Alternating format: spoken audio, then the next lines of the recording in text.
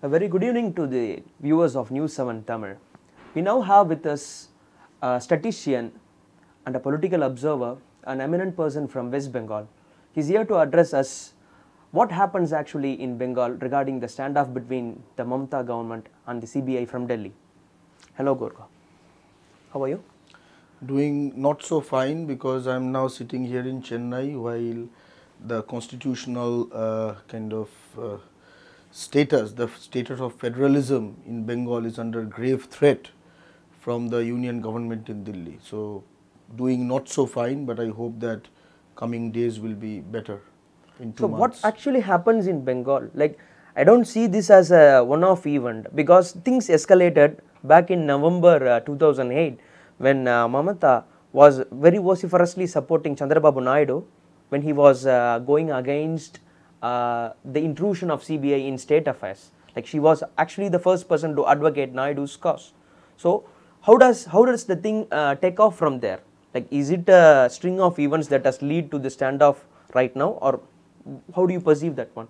So, if you look at Delhi English media and Delhi Hindi media, you will see that over the last 1.5 years, 2 years, the appearance of things happening in Bengal or something is wrong in Bengal, things are going wrong in Bengal, etc.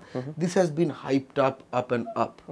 It's also because it's around the same time when the Bengal Chief Minister Mamata Banerjee was very publicly has been advocating the formation of a federal front or a United India alliance to take on the fascistic forces of the BJP.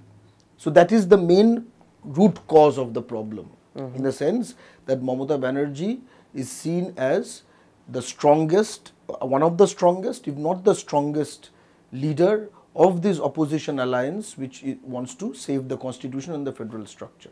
That is the broad picture. And when a leader of a state government is leading that, the center party has typically, and this has happened also in Congress times, typically wants to attack the state government in various ways. And if you want to attack the state government because the constitution does not give you the right to attack a state government, you basically do it through violating the federal structure of the constitution. But how can it be justified? Like, the CBI is not here on entertainment terms or has not come for any recreation. They are here for investigation regarding a scam that has been rocking Mamata's political career, or perhaps like the tantrums being thrown at her. It's regarding the Sarada chit fund scams and other scams associated with that. So the CBI has come only to investigate the scams. So what point you can justify in halting the CBI doing its work? Is it not interfering into the judicial as well as the constitutional right of the CBI? Yes. And what you mentioned in the last sentence is very important. You talked about the constitutional right of the CBI. Well, I mean, the small point is that the CBI has been deemed unconstitutional by the Guwahati High Court, and the stay order has been put on the Supreme Court. So we will see about that. That's a later issue. But as of now, the CBI is a constitutional, is a legal body. So in a constitutional republic, and hopefully Indian Union we hope is not a banana republic, investigation it is a also, republic. yes, I hope it's not a banana republic. I believe in the constitution, and what's important is that the law has to be followed. It's very important that you have to follow the law, I have to follow the law, Mamata Banerjee has to follow the law, CBI has to follow the law, Narendra Modi has to follow the law, Supreme Court Chief Justice also has to follow the law. Okay, law is equal for everyone. Law being equal for everyone, it is true that the Sharoda chit fund scam, the Sharoda Road Valley chit fund scam, where a huge number of very poor Bengalis were cheated. Okay, it's a serious matter. The CID of the West Bengal government was investigating it. Was it Rajiv Kapoor? Yes, the SIT was being head, the special investigation team, but Rajiv Kumar, IPS, he was heading that particular investigation. In 2014, this was handed over to the CBI by the Supreme Court. No problem. Supreme Court is in its completely constitutional within its constitutional rights to do that. from 2014 started the CBI investigation. At that point of time, you know, in any case what happens is that the case file gets transferred from the earlier investigating body to the latter investigating body. The case file has been transferred. Okay. This is what Kolkata police has said, or the Bengal government police investigation under Bengal government has said. Now CBI claims that the evidence was not given, the evidence was being tampered. Okay. Maybe. You never know, we do not know. So 5 long years before the eve of the election, suddenly CBI remembers that evidence was being tarnished, tampered, and a particular person, a particular IPS, he is behind this tarnishing. Okay. What happens 2 days before that? Narendra Modi lands in West Bengal. Okay. And addresses what was a religious gathering in very crass political comments and names this person 2 days before this thing happened as being a bad person, etc. Before that, in October 2018, the leaked audio tapes between Mukul Roy, another Sharoda co-accused who has now joined the BJP and hence has never been interrogated after that, was talking to Kailash Vijayaborgi, a very well-known riot-monger from Madhya Pradesh, who was at that point in charge of Bengal BJP, because Delhi party is in the fashion of sending outsider in charges to states because the states cannot look after themselves. Okay, state parties apparently. So in that leaked phone call, Anandabajar Potrika, a very eminent newspaper in Bangla, they reported about this leaked phone call where Mukul Roy is calling to Kailash Vijayaborgi, who is actually member of the National Executive Committee of the BJP, a very eminent person in the BJP, whatever that means. It's actually quite a bad epithet, being eminent in BJP, but says that 3-4 IPS officers of West Bengal, they have to be hounded by the CBI. Get this done. We have to get this done. Hounded. This is November 2018. Was it the same phrase they were using, hounded? Like it was, I think in Hindi, they were talking in Hindi because they talked to their masters in Hindi only. Okay. It was, kuch karna padega, we have to do something. Okay. How is this? So let us connect this story because this timeline is extremely important. A Bengal branch of a Delhi party is talking to his Delhi boss to fix or to do something about certain Bengal cadre IPS officers using the CBI, which is under the BJP Prime Minister. No, but don't you consider this a slander, like terming the CBI is under the influence of BJP or whatsoever party is it? It is like, don't you consider this as a slander or a baseless accusation when the action is being targeted towards Mamata or whomsoever it may be? If something in India, whether we like it or not, everybody understands that police administration or anything under which reports to a government that government has political influence over that, be it any state, be it any party. There is no difference on this question. Even if it is Mamata? Every state, as I said, every state. This is just a reality. Having said that, CBI reports to the Prime Minister. It is very clear. CBI reports to the Prime Minister, which is why in the Vapam case where tens of witnesses have been killed one after another, and Shivraj Singh Chauhan, who is the Chief Minister, was the Chief Minister of Madhya Pradesh, and his wife were co-accused, never interrogated. Okay, so we clearly have a bias, a political vendetta being carried out. Now, if you see, if you kind of track back after the Samajwadi Party and Bahujan Samaj Party alliance was announced, which will basically rout the BJP in Uttar Pradesh, what happened? CBI then came after Akhilesh Yadav. Okay. Then Mamata Banerjee after holding the January 19th rally. So you mean to say there is a clear-cut nepotism existing in the CBI where the BJP is never investigated or interrogated, whereas the likes of Akhilesh Yadav, Tejasvi, Mamata and those who are at the other front are being interrogated thoroughly. Yes, but it goes way beyond that. The point is, if you terrorize, if you can basically terrorize a state government and make a state government dysfunctional, particularly the state governments and political parties which are mounting the biggest challenge to BJP in 2019 and most probably a successful challenge, then to use the CBI is to undermine democracy. But the BJP has been very vocal in recent times, maybe like very vocal. They are saying corruption-free India, clean India, say no to corruption.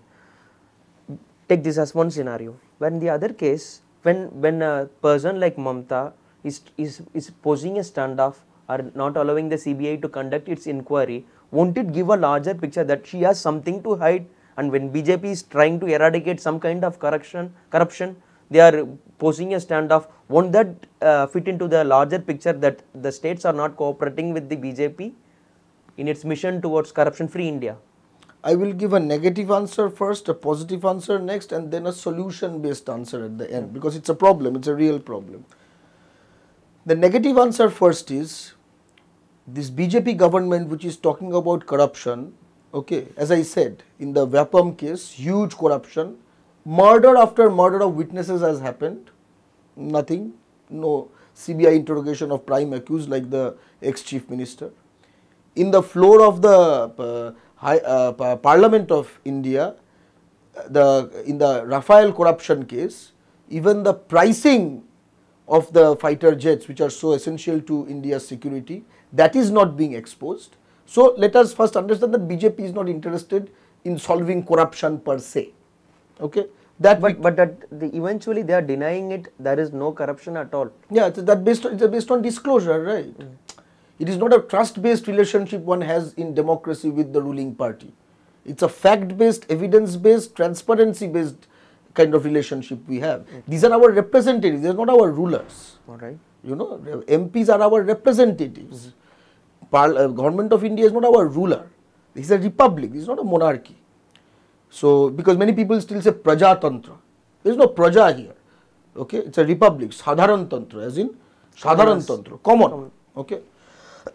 General. That's the negative answer. That let us understand BJP is not interested. On the second question, is Mamata Banerjee hiding corrupt people from investigation from CBI? Investigation from CBI done in a lawful way, okay, is no problem. At this point of time, what happened was that without warrant, a CBI team came on a Sunday in the last day of appointment of the previous CBI director, whose whose tenure his appointment itself is under question. Okay, last day, and we all know that many last day actions have happened all through the Indian Union, be it judges. Even in Tamil Nadu we have had many cases we know last day without warrant. Okay, and then CBI deputy, the main CBI person in West Bengal, he says that often it is not possible to, two things he said yesterday on TV. He said often it is not possible to obtain a search warrant. Well, that means that you have not been able to satisfy the court why you need a search warrant. That's why you are not able to obtain it. So he has no trust on the court. Secondly, he said that often the search warrant can be leaked and hence the person will know. Search warrants can be given on a sealed cover by the judge to the CBI officials. So even in that he is casting aspersions towards the judicial system itself. Okay. So this is the character of the people who are conducting so-called investigation against corruption. Okay. Corruption has happened, let us have no doubts about it. Sharoda chit fund case is a great big corruption scam. Let us have no doubt about it. And I, at least personally, want a full-scale resolution, and the people who are behind this, no matter which party, no matter how big that person is, should be brought to task, because lakhs of poor Bengalis have been affected. Do you think the BJP is trying Having said that, let me finish that point. Then what is being done is, in the CGO complex, the Central Government Office complex, suddenly CRPF comes in. So, using the ruse of anti-corruption fight, okay, what is happening is threatening a state government by stamping on the constitution and its federal structure. It is, we do not live in army rule or we do not live in paramilitary rule. We live in constitutional rule under which states have certain powers, they are sovereign in that domain, and union has some powers, they are sovereign in that domain. A federal republic's unity is ensured by the fact that one does not encroach on the other. When encroachment happens, it means that the union is trying to disturb the unity and integrity of the union. It's a much bigger issue than a corruption case. I am sure this corruption case will go on and investigation will happen and something will come out of it, okay. But at this point of time, we have to really look at what are the mechanisms, because in a major mainstream state, we are not talking about Kashmir or Northeast here.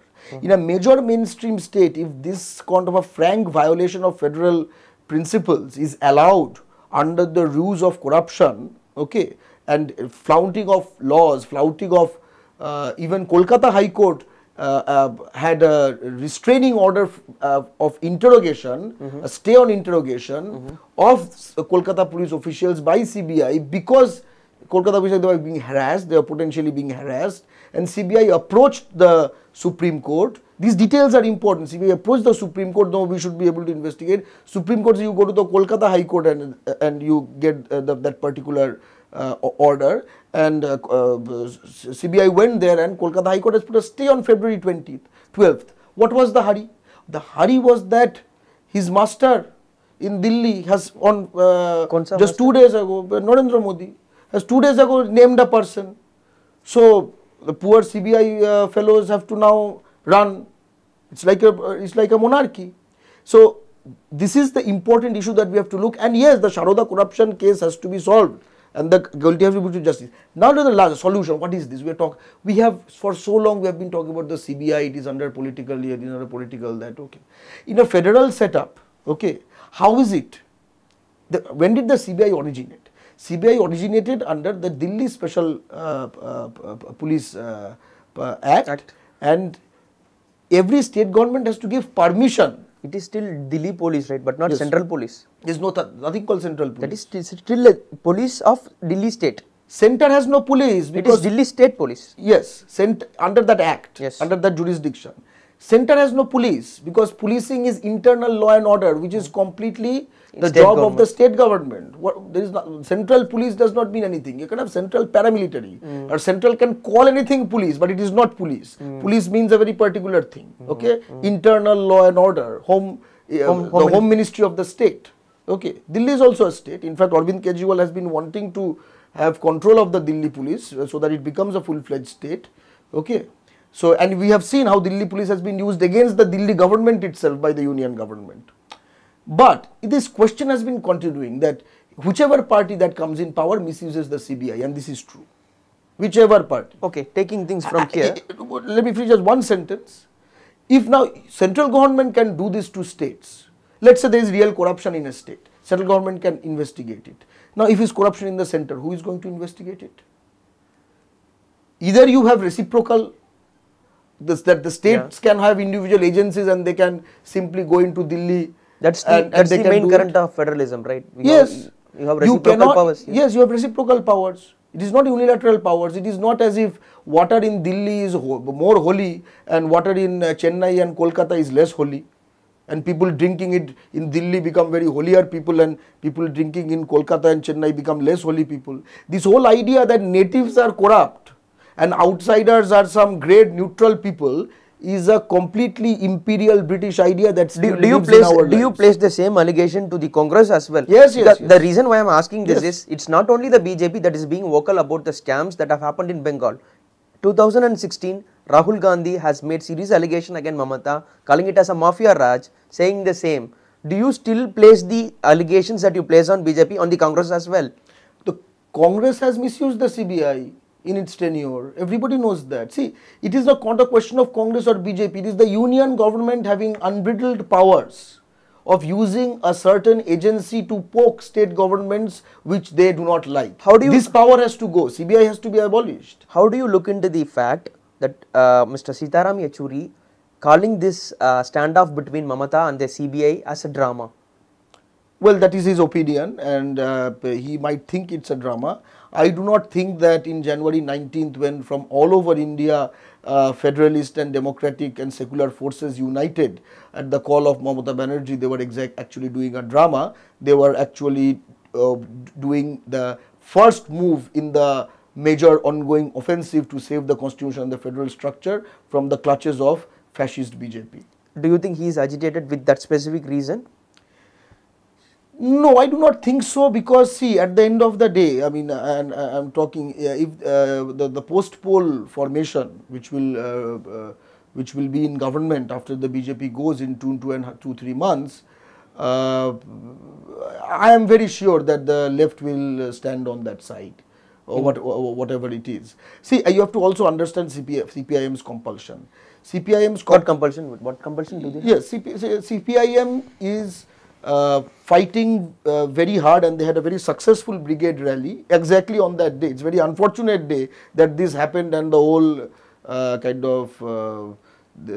they had a very good turnout at the brigade rally, while this dangerous move by the BJP washed out that kind of whole mileage they would have gotten. But having said that, CPM has demonstrated that it has Do you think a base. You mean to say they are pissed off because this incident has stolen the limelight?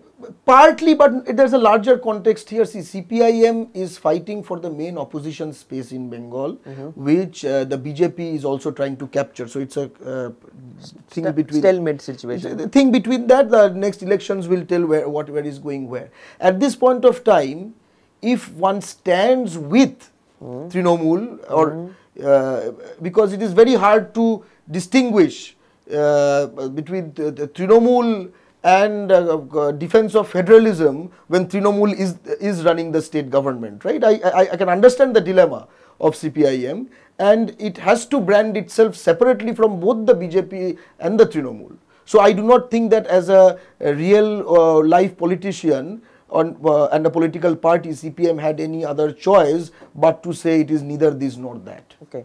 It's not only from the left parties that the condemnation for the standoff has come. The Raksha Mandri has been open, and she was like very openly criticizing Mamata, like not supporting with the rights of the CBI as well. So the opposition comes from both the left as well as from the ruling party for Mamata Banerjee. This is one case. And other people, observers, political analysts, they have been very open in saying that Mamata didn't allow the rally for Amit Shah to happen, the rally for Yogi Adityanath to happen. His helicopter was not given a place to park even. So is that the reason a personal vendetta being escalated as a political vendetta, and when the opposition retaliates, Mamata is playing the victim card, like the center is suppressing the state? First of all, what BJP's defense minister says, Nirmala Sitharaman, and what CPIM says, the content is quite different. CPIM wants to present it as a kind of a got-up game between Trinamool and BJP, while what you said is actually what BJP is trying to say. Okay, that is the question. They are saying they are blocking investigation, while CPIM says the whole investigation is a sham because there is a secret understanding between the BJP and the Trinamool. Okay, so first of all, there are different positions. On the question of landing and choppers, etc., you mentioned Amit Shah's rally. Let us actually look at objective facts. Did the rally happen? Yes. Did chopper land? Yes. What did you have? You have a whole day of Hindi and English language Delhi media running a campaign. You had no follow-up that choppers landed, things happened. Okay. Where was this chopper, Amit Shah? Let's go to the specifics. Where was this chopper, Amit Shah chopper supposed to land? Or they wanted to land? In an airfield which was under construction, certain constructions were going on. It was not under construction, repairs were going on, and hence an alternative spot was proposed. It is same alternative spot where Mamata Banerjee also lands. Mamata Banerjee also has not landed in that particular airstrip for the last 6-8 months. Okay. So these facts, these details will be lost in the Delhi sponsored hysterical channels, because now detail is less important, but the devil is in the details. Do you think this is the reason why they are mentioning this as Dadagiri and Didigiri? See, again, when we use these terms like Dadagiri, Didigiri, again we lose content. We reduce political dialogue into kind of catchphrases, and that is a huge problem in democratic dialogue, especially in a diverse democratic dialogue. I am talking to a mostly Tamil audience here, okay, and I am talking as a Bengali. Now, if all the summary you get from politics in Bengal is Dadagiri, Didigiri, then you Tamils are only getting some kind of a narrative cooked up in Delhi. I am sure Tamils are upright people who have their own brains, and as you are interviewing me, have their own sources to extract what is going on in West Bengal, because after all we are co-citizens, and after all we are both victims of Delhi's aggression on federal structure. Since you quoted the... let me finish on the Yogi Adityanath point. Yeah. Yogi Adityanath, it was a complete day of histrionics. As you could see, this whole thing started earlier in this day, it happened in the same day. So, first of all, that particular spot, yes, it was not allowed. Alternative spots were given. Why did he not land? Because he wanted to not land and do this hysteria, right? Now, then, as if he is not being able to enter. Modi has entered, Amit Shah has entered, hundreds and thousands of riot mongers from Jharkhand and Bihar enter on a daily basis to attend BJP rallies and do riots. I mean, if we were stopping that, you know, then if Bengal was stopping that, then Bengal would be in a much more secure state, I believe. I believe that the Bengal government, at least on the question of coming of riot mongers from, hired riot mongers from Jharkhand and Bihar, should have been more vigilant. Having said that, could not have Jogi come on a plane? Has any plane been stopped? You come on a plane, take 2 hours to reach wherever you are going. Question is, people are coming from far away from Delhi, okay? They have only so much time for Bengal. That is the question. They do not have too much time for Bengal. Within that, if they can do a little bit of Hindu-Muslim, little bit of, you know, cow and lamb, little bit of Pakistan, Bangladesh, that is enough for them. Because they do not care about the social fabric of unity, amity and secularism in Bengal. But we do, we live there. Yogi ji can do encounter killings in UP by the hundreds. But Bengal is a civilized land. So all of this, by the way, is a way to actually build up a case for Article 356. This is I was about to ask that question. The quasi-arrest that Mamata has already performed now, will it lead to the implementation of Article 356? Do you think so? How things will escalate from now on? So here is the thing. I hope BJP does not do that, because this is no ordinary land. This is Bangla. Okay, this is no ordinary land. When outsiders have tried to rule us, be it Mughals, be it British, you know, there are 14 generations upcoming and coming 14 generations still remember it. Okay, BJP and Hindi imperialists should take that lesson from Mughals and British, that this is no ordinary land. This is not some, you know, kind of communal cesspool of the cow belt. We will not allow this. We will not allow our elected government to be scrapped. When our elected government is scrapped, it is Bengal's voice and Bengali voice that is being scrapped. I would maintain the same thing if CPM government was scrapped like this. I would maintain the same question if Trinamool government was scrapped like this. And in fact, earlier Congress has scrapped non-Congress CPM, CPI, Bangla Congress government like this. It has happened. We are victims of this. It has happened in Tamil Nadu as well. The reason why I am connecting Tamil Nadu and Bangla is this specific point, where both these states have been victims of emergencies and state imposed dissolution of the governments. Do you think that's the point where Bangla and Tamil Nadu stand at union? Because the first voice for support of Mamata came from MK Stalin, and recently the MP of DMK, Ms. Kanimori, has openly supported Mamata's cause as well. Do you think this is the point where all the forces against BJP going to rally behind Mamata? Yes. Or whomsoever it may be. Yes, they will. At least those who really stand for federalism, those who really stand for the constitution, those who stand for, when I say stand for federalism, it means those who do not stand as Bibishans. While, some northern CBI comes and raids the Tamil Nadu secretariat, okay, those people are not representatives of the Tamil people, which is why.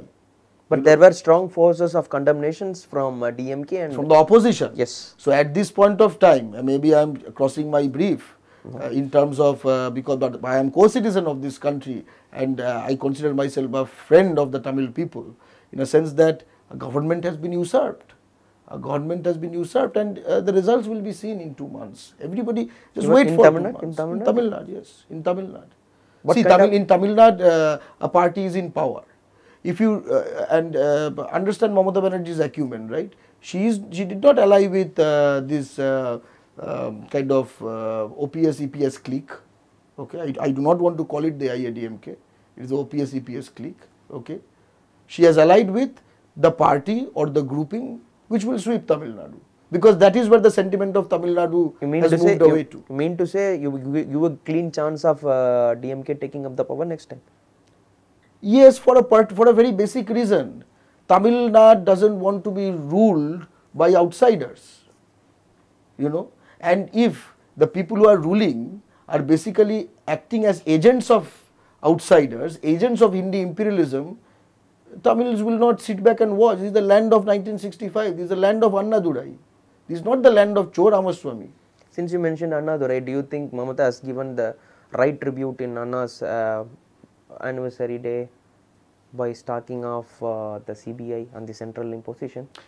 She has continuously provided tribute, if I do not know whether consciously or not, over the last couple of years by saying that the center should only have external defense, external affairs and currency and nothing else. I think that is the greatest tribute one can have to C.N. Annadurai, one of the fathers of federalism in the Indian Union, because what Anna always embodied was realization of the federalist dream, not only talking about lofty ideas of federalism. Okay, so this goal of specifically mentioning the ministries which should be under Delhi and the rest, we should self-govern, as Anna said, that sovereignty does not only lie in Delhi. Sovereignty, because we are a federal republic, sovereignty is distributed. Sovereignty lies in West Bengal, sovereignty lies in Tamil Nadu, sovereignty lies in Maharashtra, and you add up these sovereignties, that's when you get the Union of India. So you think that's the total sovereignty. So you mean to say it's high time that the teachings and the preachings of Anna go up till the north, even in Bengal as well as the rest of the states, the likes of Rajamannar Committee being revised and respread? The likes of Rajamannar Committee, the likes of the federal spirit of the Anandpur Sahib resolution, okay, within the Indian constitution, they have to be realized. They have to be realized because this is not this is not the one party rule anymore. Look at the BJP came to power with 31% of the votes, which means 69% of the people of the Indian Union did not vote for the BJP. If that is not unrepresented, you have this a person who was Ministry of MOS Finance. He is the Minister of State Finance in the Union government. Can he win a councillor election in Tamil Nadu? A person who cannot win a councillor election in Tamil Nadu now is a central ministry. So that's why if you have Hindi imperialist parties, they will not, and their local branch will not send Tamil Nadu's representative to Delhi. They will represent Delhi's representative in Tamil Nadu. That is the difference between a federalist party and a Delhi party. Do you think that's why the likes of Tamilisai and the rest of the internal BJP leaders being sidelined? There is nothing called internal BJP leaders in this question. I mean, Cho Ramaswamy's name could have been, Arun Jaitley. Okay, it does not matter. It does not matter.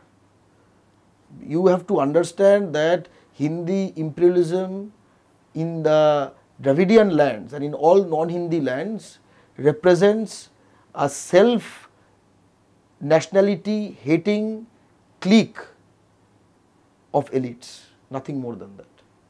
And in a democracy, they have no place. Yes, due to legacy reasons, they have job power, money power, pen power, network power, media power, but all of this is slowly decreasing. What you see now is when a person goes down, their nails are scratching while they're doing it. That's what they're doing now. Can I ask you a frank question? Yeah. Like, do you think Mamata Banerjee will be a better prime ministerial candidate than Rahul Gandhi, given all her fighting off against this Cbi-ಯ, BJP, Yogi, Amit Shah, whomsoever it may be? Do you think she will be the potential best candidate for prime minister to oppose BJP? See, it is not a question of personal opinion. The prime minister candidate, first of all, is a very anti-federal idea. It is a presidential idea. It is the idea of unitary states, unitary nations. India is a multinational union. Okay, so you cannot have prime ministerial candidates. Okay, what you can have is all the states sending their elected member of parliament, representatives as member of parliament, and they sitting together and then electing within themselves who they want to be the first among equals. Okay. This whole idea of larger than life prime minister is a very anti-federal idea. It's a very anti-federal idea. In fact, when you say this versus this, that versus this, again, you know, Didigiri versus Dadagiri, as you said, it reduces the issue, it completely eliminates the issues. We are not having a personality contest. We have an ideological contest at hand. It is federalism, okay, versus centralism. It is unity versus unitariness. Okay. It is constitution versus anti-constitution. Okay. It is democracy versus secularism. Thank you so much. Versus communalism. Thank you so much, Garka. You've been very patient Thank and you. very clear in answering most of our questions. Hope to see many clear things happening in Bengal in future. Hopefully, and my greetings to the Tamil people. Thank you. I believe in their intelligence. Sure. Thank you. Thank you.